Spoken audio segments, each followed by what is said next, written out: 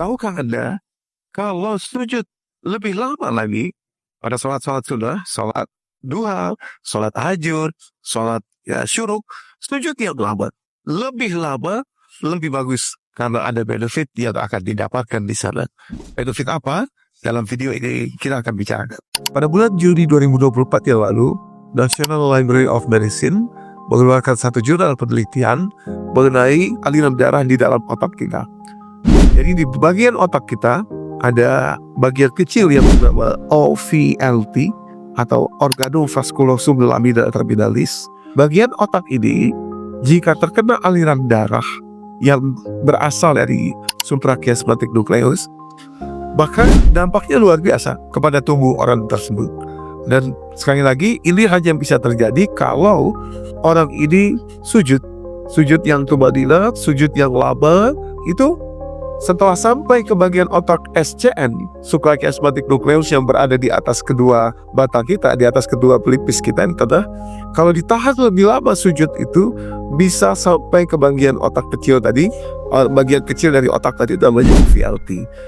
Apa dampaknya? Ternyata luar biasa. Dalam penelitian itu disebutkan bahwa akan menghindarkan orang tadi dari systemic blood dilution atau pengenceran darah. Jadi kalau darah terlalu encer, rupanya berbahaya bagi organ-organ tubuh. Karena darah memang mengangkut, membawa oksigen, membawa protein, membawa neurotransmitter, hormon yang dibutuhkan oleh organ-organ tubuh. Ketika darah terlalu encer, organ tubuh belum sempat mengambil yang dibutuhkan tadi, yakni oksigen, protein, dan lain sebagainya, maka organ tubuh tidak mendapatkan asupan nutrisi, sehingga pada gilirannya organ tubuh akan rusak, cepat rusak karena tidak sehat.